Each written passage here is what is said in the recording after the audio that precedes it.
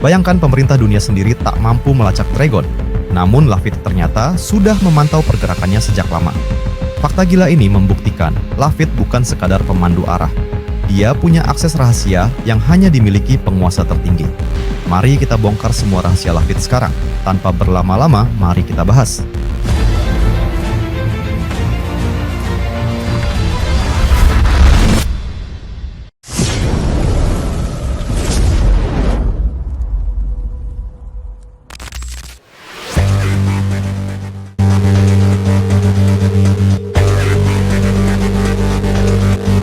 Melanjutkan pembahasan sebelumnya, pertarungan di dunia bawah Elbaf kini berubah menjadi pertempuran yang semakin dahsyat. Im Sama telah membuka wujud aslinya, mode 4 tanduk, dan kekuatannya melonjak tajam. Di hadapan kekuatan mengerikan itu, Luffy, Loki, dan Hajrudin bertarung sekuat tenaga tanpa mundur selangkah pun. Sementara itu, Gaban yang terluka parah perlahan mulai pulih. Lengan kirinya memang telah terputus dan tak bisa disambung kembali. Namun setidaknya pendarahan telah berhenti. Dengan sisa tenaga yang ada, ia bersikeras ingin kembali ikut bertarung, walau hanya dengan satu tangan. Namun Hajrudin tahu betul, memaksakan diri dalam kondisi seperti itu hanya akan membawa maut. Istirahatlah dulu, pintanya lembut namun tegas. Pulihkan tenagamu sepenuhnya, agar nanti saat kau kembali bertarung, walau satu tangan, kekuatanmu tetap mematikan. Awalnya Gaban menolak, darah muda dan semangat juangnya membakar keinginan untuk tetap berdiri di garis depan. Namun ketika Hajrudin menyebut nama istri dan anaknya, Colon dan Replay, hati Gaban luluh. Ia tak boleh meninggalkan mereka selamanya. Dengan berat hati, ia akhirnya menurut. Naik ke telapak tangan Hajrudin, dibawa pergi menjauh dari medan perang menuju tempat yang lebih aman. Dan saat itu, di medan pertempuran yang panas itu, kini hanya tersisa Luffy dan Loki yang menghadapi Im Sama sendirian. Luffy kini tampak berbeda. Energi matahari menyelimuti seluruh tubuhnya, memancarkan cahaya keemasan yang menyilaukan. Inilah mode Sunboy, pemberian nama yang terlintas di kepalanya sendiri, terinspirasi dari sosok Joy Boy yang selalu ia dengar kisahnya. Di bawah kekuatan matahari itu, setiap gerakan dan serangannya menjadi penuh ledakan dahsyat. Di sampingnya, Loki pun tak kalah hebat. Keduanya kini berdiri tegak, siap menahan amarah sang penguasa dunia sendirian. Dari tanah di sekelilingnya, Im Sama mulai memunculkan kekuatan yang luar biasa. Tanduk-tanduk raksasa menjulang dari bumi, bukan lagi 4 seperti sebelumnya, melainkan puluhan.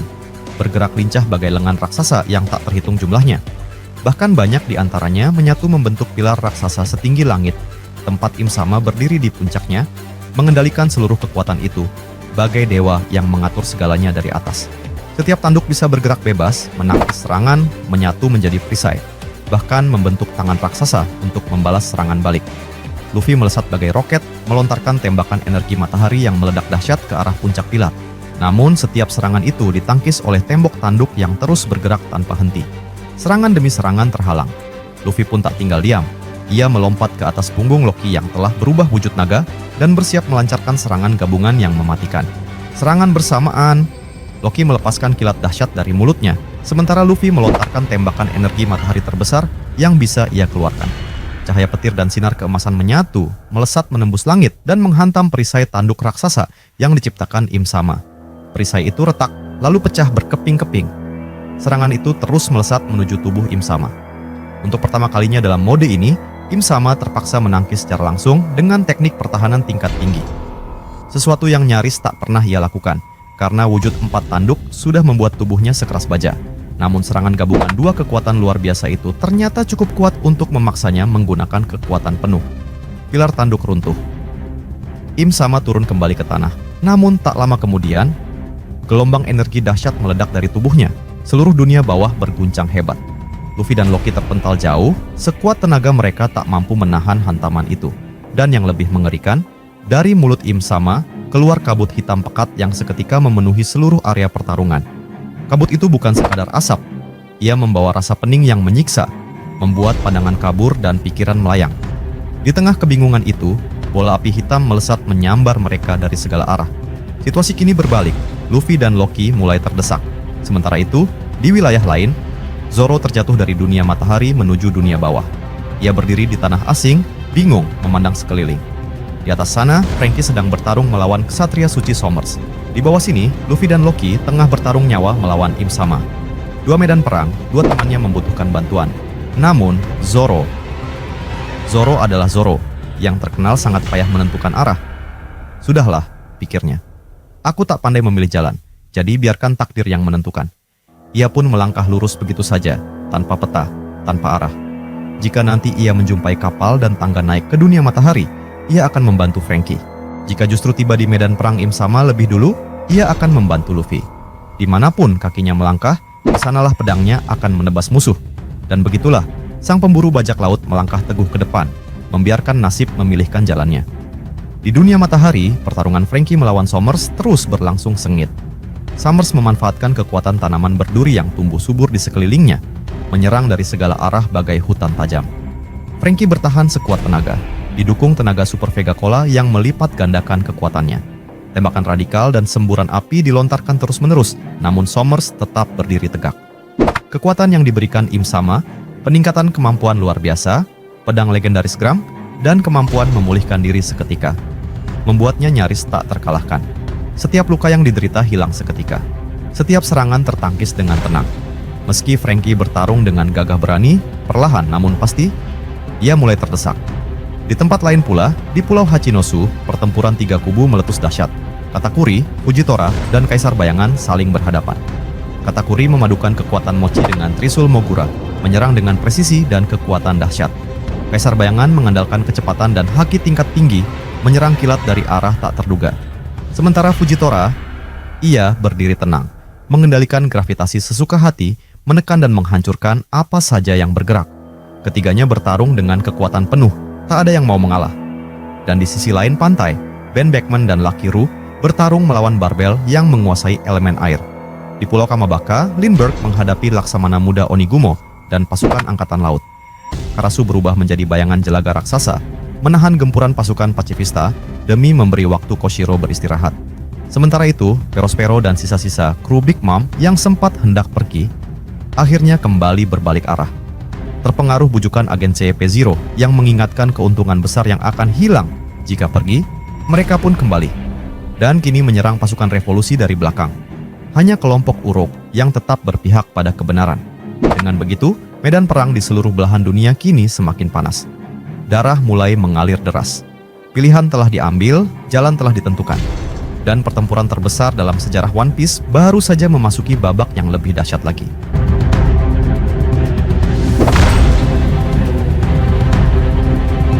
Lafitte, seorang pengendali sebenarnya di balik bajak laut Kurohiga.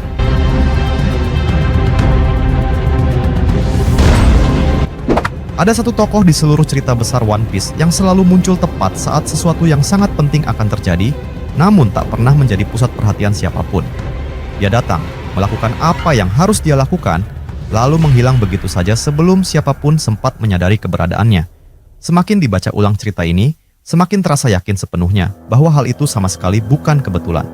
Setiap kali ada peristiwa besar yang akan meletus, Lafitte selalu ada di sana, berdiri di pinggiran, mengamati, melaksanakan tugasnya, lalu pergi tanpa meninggalkan jejak yang bisa ditelusuri dengan mudah.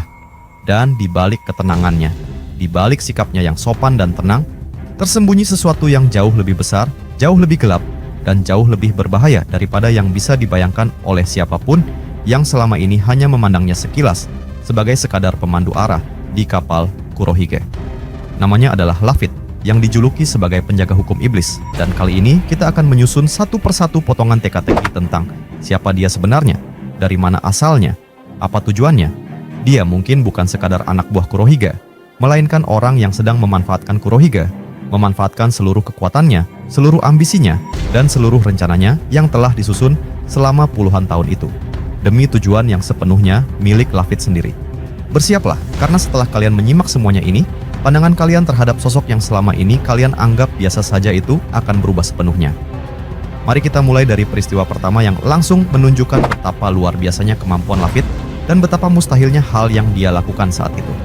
Semua bermula di bab 234, di tengah sebuah pertemuan rapat tingkat tertinggi Angkatan Laut yang dihadiri langsung oleh Sengoku yang saat itu menjabat sebagai Laksamana Armada, wakil Laksamana Tsuru yang bijaksana dan berpengalaman, serta beberapa orang dari para Shichibukai yang hadir atas undangan resmi. Ruangan itu dijaga ketat dari luar maupun dari dalam. Di sana berkumpul orang-orang yang memegang kekuasaan tertinggi di seluruh dunia, orang-orang yang memiliki penglihatan tajam, pendengaran yang peka terhadap suara sekecil apapun, dan kekuatan yang mampu merasakan keberadaan siapapun yang mendekat. Namun di tengah pertemuan yang sangat penting dan sangat dijaga itu, tiba-tiba saja muncul seorang pria asing yang berdiri tenang di tengah ruangan tersebut. Tak ada satupun orang yang melihatnya masuk, tak ada satupun penjaga yang memberi laporan ada orang yang melintas. Tak terdengar suara langkah kakinya, tak terlihat pintu terbuka, tak terasa ada perubahan apapun di udara sebelum dia tiba-tiba sudah berdiri di sana, seolah-olah dia memang sudah berada di tempat itu sejak awal. Dan yang lebih mengherankan lagi, pria itu berdiri dengan tenang, seolah-olah ruangan tempat berkumpulnya para penguasa dunia itu hanyalah sebuah kedai kopi biasa yang bisa dimasuki siapapun kapan saja sesuka hati. Dia menyampaikan maksud kedatangannya dengan nada bicara yang sangat tenang, sangat sopan, dan sangat teratur, yaitu menyampaikan usulan agar Kurohige diterima menjadi salah satu anggota Shichibukai. Lalu setelah selesai berbicara dan menyampaikan apa yang ingin dia sampaikan, dia berpaling dan pergi begitu saja. Keluar dari tanah suci, tempat paling dijaga dan paling suci di seluruh dunia, seolah-olah itu hanyalah halaman rumahnya sendiri yang bisa dia masuki dan tinggalkan kapan saja sesuka hatinya. Sengoku terdiam mematung. Suru terdiam merenung. Semua orang yang hadir di ruangan itu, para penguasa dunia yang biasa memerintah dan diperhatikan keberadaannya oleh siapapun, mereka semua terdiam tanpa satu pun yang mampu mengucapkan sepatah kata pun. Bayangkan betapa mustahilnya hal itu dilakukan oleh seseorang yang bukan siapa-siapa, oleh seorang bajak laut yang seharusnya tidak memiliki akses apapun ke tempat yang dijaga begitu ketatnya. Namun Lafitte melakukannya dengan mudah, tanpa terlihat lelah, tanpa terlihat berusaha, seolah-olah dia hanya berjalan dari satu ruangan ke ruangan lain di dalam rumahnya sendiri.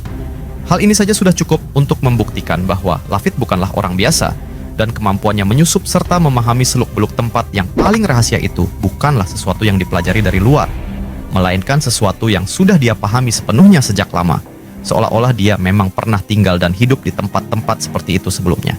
Namun, kemampuan luar biasa Lafitte tidak berhenti di situ saja.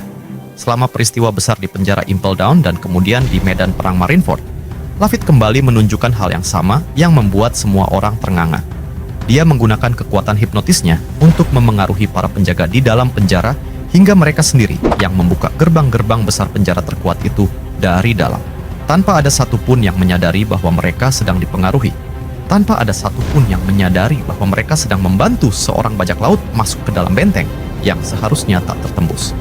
Impel Down adalah penjara terkuat di dunia, tempat di mana dijaga orang-orang paling berbahaya, tempat yang dijaga siang dan malam tanpa henti, tempat yang memiliki sistem keamanan paling ketat di seluruh dunia.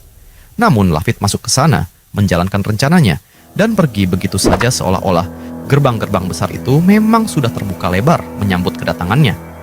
Dua tempat paling dijaga di seluruh dunia, yaitu Tanah Suci dan Impel Down, dua tempat yang bahkan bajak laut kelas 1 pun tak berani bermimpi untuk mendekat, apalagi masuk ke dalamnya, dilalui oleh Lafitte dengan kemudahan yang sungguh-sungguh menakjubkan. Jika dia hanya pandai menyusup, hal itu mungkin masih bisa dipahami. Namun Lafitte tidak hanya masuk begitu saja tanpa tertangkap. Dia tahu persis kemana harus pergi, apa yang harus dilakukan, dan siapa yang harus dipengaruhi. Dia seolah-olah sudah hafal setiap jalan, setiap titik buta, setiap kebiasaan para penjaga, dan setiap celah yang ada di sistem pertahanan kedua tempat itu. Dan hal semacam itu tidak bisa dipelajari hanya dengan mengamati dari luar. Hal semacam itu hanya bisa diketahui oleh seseorang yang memang pernah hidup di dalam sistem itu sendiri, seseorang yang memahami cara kerjanya dari dalam, seseorang yang tahu persis bagaimana sistem itu bekerja dan di mana letak kelemahannya. Dan baru-baru ini, di bab 1126, terungkap hal yang mungkin paling mencengangkan dari semua hal yang telah kita ketahui tentang Lafitte sejauh ini. Setelah menghilang untuk waktu yang cukup lama tanpa ada yang tahu kemana dia pergi dan apa yang sedang dia lakukan, akhirnya kita mengetahui keberadaannya dan apa yang sedang dia kerjakan selama ini. Ternyata Lafitte berada di perusahaan pengiriman Umid, sebuah perusahaan besar yang bertugas memasok berbagai kebutuhan dan mengirimkan barang-barang persediaan langsung ke Tanah Suci. Dan yang sedang dia lakukan di sana ternyata adalah memantau dan melacak pergerakan sosok yang bahkan pemerintah dunia sendiri kesulitan sekali untuk melacak keberadaannya, yaitu Dragon, pemimpin pasukan revolusi. Pikirkan baik-baik betapa luar biasanya hal ini. Dragon adalah orang yang paling dicari oleh pemerintah dunia, orang yang paling mereka takuti, orang yang keberadaannya selalu tersembunyi dengan sangat baik hingga pemerintah dunia sendiri pun sulit sekali mengetahui di mana dia berada dan apa yang sedang dia lakukan. Namun Lafitte, yang seharusnya hanyalah seorang pemandu arah di kapal bajak laut, ternyata mampu melacak jejak naga, mampu mengetahui rencana pergerakannya, dan mampu memantau segala aktivitas yang dilakukan oleh pasukan revolusi dari tempat yang sangat rahasia itu. Dari mana seorang bajak laut mendapatkan informasi sedalam itu? Dari mana dia mendapatkan akses ke jaringan yang bahkan pemerintah dunia pun kesulitan mengelolanya? Mengapa dia mengetahui hal-hal yang seharusnya hanya diketahui oleh orang-orang yang berada di lingkaran kekuasaan tertinggi saja? Pertanyaan-pertanyaan ini terus muncul dan semakin memperkuat dugaan bahwa Lafitte bukanlah orang biasa, dan latar belakang yang dia miliki jauh lebih dalam dan jauh lebih gelap daripada yang selama ini diketahui oleh siapapun. Sekarang, mari kita perhatikan bagaimana Lafitte berpenampilan dan bagaimana sikapnya dalam segala hal yang dia lakukan. Lafitte selalu tampil berpakaian rapi, mengenakan pakaian bergaya bangsawan zaman dahulu, lengkap dengan topi tinggi di kepalanya dan tongkat yang selalu digenggam di tangannya. Gerak-geriknya sangat sopan, sangat tertib, dan sangat penuh tata krama. Cara bicaranya lembut, penuh penghormatan, dan sangat memperhatikan gelar serta pangkat orang yang diajak berbicara. Bahkan saat dia sedang mengancam nyawa seseorang, nada bicaranya tetap terdengar seolah-olah dia sedang menyampaikan salam atau mengantarkan surat undangan kepada seseorang. Tata krama yang begitu halus, kesopanan yang begitu berlebihan, dan kepatuhan yang begitu ketat terhadap urusan gelar, pangkat, dan hierarki semacam itu tidaklah dipelajari di jalanan. Itu adalah kebiasaan yang terbentuk sejak kecil, di lingkungan yang sangat tertib, di lingkungan yang sangat menjunjung tinggi perbedaan kedudukan, di lingkungan di mana setiap orang harus mematuhi aturan hierarki dengan sangat ketat, dan di mana gelar serta asal-usul seseorang dianggap jauh lebih penting daripada apapun juga. Hal ini sangat mengingatkan kita pada kebiasaan yang dimiliki oleh kaum naga langit, orang-orang yang sejak lahir hidup dalam kemewahan dan kekuasaan, yang terbiasa diperlakukan dengan penghormatan, dan yang memandang perbedaan kedudukan sebagai sesuatu yang sudah menjadi hukum alam. Jika kita memperhatikan karakter lain yang memiliki sifat serupa, yaitu Doflamingo yang memang lahir sebagai kaum naga langit, kita akan melihat kesamaan pola perilaku yang sangat mencolok. Kesopanan yang dibarengi dengan rasa keunggulan diri yang mendalam, perhatian yang sangat besar terhadap gelar dan pangkat, serta pandangan bahwa orang lain berada di bawah kedudukannya secara alami. Semua ciri ini sangat melekat pada diri Lafitte, dan hal ini mengarah pada satu dugaan yang sangat besar, bahwa Lafitte dibesarkan dalam lingkungan kekuasaan tertinggi yang sama, atau bahkan pernah menjadi bagian dari kaum naga langit atau ksatria dewa sendiri sebelum akhirnya meninggalkan atau diusir dari lingkungan tersebut karena alasan yang belum kita ketahui. Dan hal lain yang sangat menarik untuk diperhatikan adalah sikap Lafitte terhadap Kurohige. Sikap yang sangat berbeda dibandingkan dengan sikap seluruh anggota lain di kapal tersebut.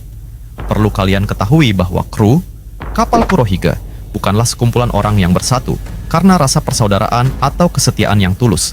Tidak. Mereka semua berkumpul di sana karena kepentingan masing-masing berjalan beriringan.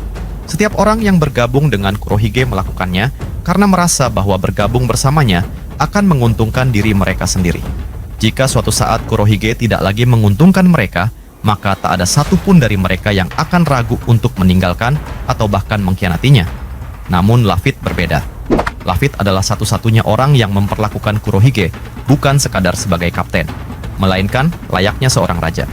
Dia menegur teman-temannya sendiri jika mereka tidak memanggil Kurohige dengan gelar yang seharusnya. Dia mengancam akan membunuh rekannya sendiri jika ada yang bercanda mengenai kemungkinan adanya orang lain yang menggantikan kedudukan Kurohige sebagai kapten. Dia selalu berdiri di samping Kurohige, menegaskan kedudukannya, memperkuat wibawanya, dan membuat orang lain merasa bahwa Kurohige adalah sosok yang paling agung, paling hebat, dan tak terkalahkan. Sekilas hal ini terlihat sebagai bentuk kesetiaan yang luar biasa. Namun jika kita perhatikan lebih dalam, pola perilaku ini ternyata sangat mirip dengan teknik memanipulasi seseorang dengan cara menaikkan harga dirinya setinggi langit. Ketika seseorang terus-menerus dipuji, terus-menerus diperlakukan sebagai orang yang paling istimewa, terus-menerus diyakinkan bahwa dia adalah orang yang ditakdirkan untuk menjadi yang terhebat, maka perlahan-lahan orang itu akan mulai mempercayai hal tersebut sepenuhnya. Egonya akan membumbung tinggi, dia akan merasa dirinya tak terkalahkan, dan dia akan mulai merasa bahwa setiap keputusan yang dia ambil adalah benar adanya. Dan di saat itulah, ketika orang itu merasa dirinya paling hebat dan paling berkuasa, dia akan mulai mempercayai setiap kata yang diucapkan oleh orang yang selalu memujinya itu. Lafitte seolah-olah sedang menempatkan Kurohige di atas sebuah pilar yang sangat tinggi, membiarkannya merasa bahwa dialah yang memegang kendali sepenuhnya. Padahal sebenarnya, Tangan yang memegang tali pilar itu ada di tangan Laphit. Laphit bukan sekadar memandu arah kapal di laut, dia sedang memandu arah tujuan Kurohige sendiri. Dan hal ini menjadi semakin masuk akal ketika kita mengetahui masa lalu Laphit yang pernah diceritakan oleh Jenderal Tsuru. Laphit berasal dari Laut Barat. Dulu dia menjabat sebagai seorang penjaga hukum di daerahnya. Namun dia akhirnya diusir dari jabatannya dan dibuang ke laut karena menggunakan kekuasaannya dengan cara yang terlalu kejam dan terlalu berlebihan. Dia tidak menegakkan keadilan seperti yang seharusnya dilakukan oleh seorang penjaga hukum. Laphit menguasai seluruh penduduk di daerah itu dengan cara menanamkan rasa takut yang sedalam-dalamnya ke dalam hati setiap orang. Dia memanipulasi keadaan, mengatur pikiran orang-orang, dan membuat mereka tunduk kepadanya bukan karena mencintainya atau menghormatinya, melainkan karena takut kepadanya. Dia mengendalikan seluruh wilayah itu sepenuhnya melalui ketakutan dan tipu daya. Itulah sebabnya dia akhirnya diusir. Dan hal yang paling penting untuk kamu perhatikan di sini adalah kebiasaan Laphit mengendalikan orang lain itu tidak hilang begitu saja ketika dia meninggalkan tempat asalnya. Dulu, dia menguasai satu kota melalui rasa takut dan pengaruh yang dia tanamkan kepada para pemimpinnya. Sekarang dia melakukan hal yang sama persis, namun dengan skala yang jauh lebih besar. Dulu dia mengendalikan seorang pemimpin daerah agar melakukan apa yang dia inginkan. Sekarang dia berdiri di samping salah satu bajak laut terkuat di dunia, menaikkan harga dirinya, memujinya, menegaskan kedudukannya, dan membiarkan Kurohige merasa bahwa dialah yang memimpin segalanya. Padahal, bisa jadi sebenarnya Laphit sedang mengarahkan setiap langkah yang diambil oleh Kurohige menuju tujuan yang telah ditetapkan oleh Laphit sendiri. Dan mari kita perhatikan juga fakta bahwa Laphit adalah orang yang paling lama bersama Kurohige.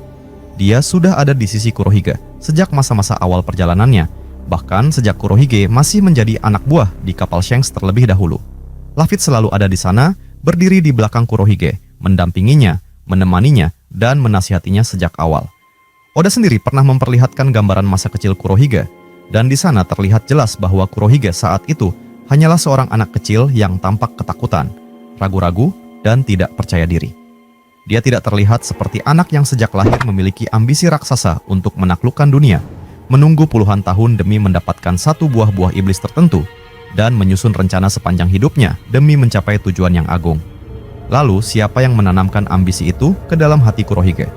Siapa yang mengajarinya cara berpikir, cara menyusun rencana, dan bersabar selama puluhan tahun demi satu tujuan? Siapa yang selalu ada di sisinya sejak awal? Laphit. Jika Laphit memang memiliki latar belakang yang berhubungan dengan kekuasaan tertinggi pemerintah dunia, jika dia memang memiliki pengetahuan yang luas tentang sejarah kuno, tentang kekuatan buah iblis, dan tentang rahasia-rahasia besar dunia ini, maka sangat mungkin sekali bahwa Laphitlah yang menanamkan seluruh rencana besar itu ke dalam pikiran Kurohige sejak dulu. Sangat mungkin sekali bahwa Kurohige hanyalah alat yang dipilih dan disiapkan oleh Laphit untuk menjalankan rencana besarnya sendiri. Sangat mungkin sekali bahwa Kurohige menyangka dia sedang menjalankan ambisinya sendiri, padahal sebenarnya dia sedang berjalan tepat di sepanjang jalan yang sudah disiapkan oleh Laphit untuknya. Namun meskipun demikian, saya tidak berpendapat bahwa Laphit adalah musuh terakhir yang akan kita hadapi di cerita ini. Tidak. Di atas segalanya masih ada sosok Imu dan para ksatria dewa yang berdiri di puncak kekuasaan tertinggi. Laphit mungkin pernah menjadi bagian dari sistem itu. Mungkin dia pernah menjadi salah satu dari mereka. Namun kemudian diusir atau pergi karena alasan tertentu. Dan sekarang dia berusaha menjalankan rencananya sendiri dengan memanfaatkan Kurohige sebagai sarana. Laphit mungkin akan menjadi orang yang mengacaukan banyak rencana, mengubah arah pertempuran, dan membalikkan keadaan di momen-momen yang paling menentukan nanti. Bayangkan jika di suatu hari nanti, tepat di saat yang paling krusial, tepat ketika seluruh kekuatan berkumpul untuk menentukan nasib dunia, Laphit tiba-tiba saja berdiri di tempat lain dan menyatakan bahwa kesetiaannya selama ini bukanlah kepada Kurohige. Bayangkan jika saat itu terungkap bahwa seluruh perjalanan Kurohige selama ini, seluruh rencananya, dan seluruh kekuatan yang dia kumpulkan dengan susah payah itu ternyata sedang digunakan untuk tujuan lain yang sama sekali tidak diketahuinya. Saat itulah, seluruh kekuatan Kurohige akan runtuh seketika. Namun meskipun demikian, kita juga meyakini bahwa Kurohige bukanlah orang yang mudah dikendalikan begitu saja. Kurohige sendiri menyimpan rahasia besar yang belum terungkap sepenuhnya. Dia memiliki rencana lain yang bahkan Laphit pun belum tentu ketahui. Jadi di antara kedua orang ini, masing-masing memiliki rencana tersendiri, masing-masing mungkin saling memanfaatkan satu sama lain, dan belum tentu siapa yang akan menang di antara mereka berdua di akhir cerita nanti.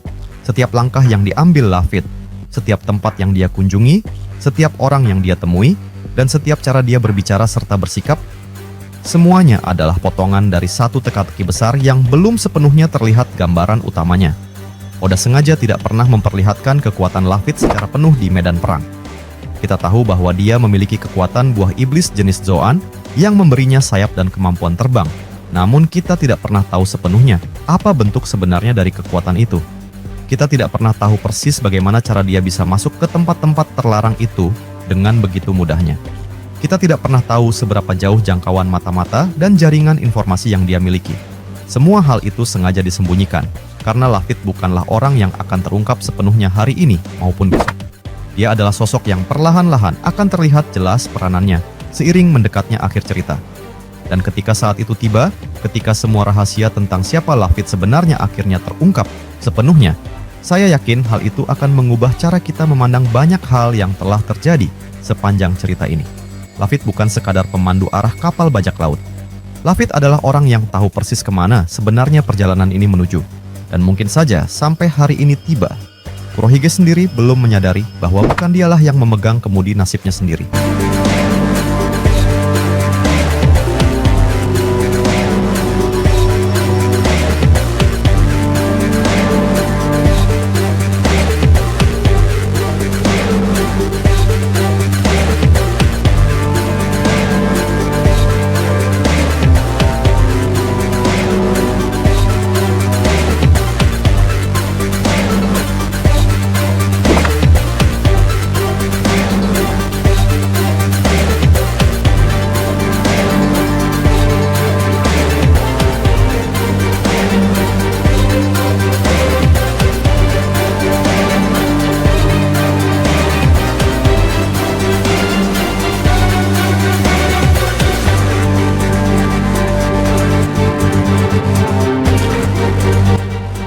Terima kasih sudah nonton sampai akhir. Jangan lupa kasih like kalau kalian suka konten ini, share ke teman-teman kalian yang juga suka One Piece, dan tentunya subscribe biar kalian nggak ketinggalan video terbaru dari Marimo-kun. Kalau ada teori, fakta, atau topik lain seputar One Piece yang kalian pengen kita bahas, langsung tulis aja di kolom komentar. Sampai jumpa di pembahasan berikutnya, dan teruslah berlayar bersama kru Mugiwara. Salam nakama.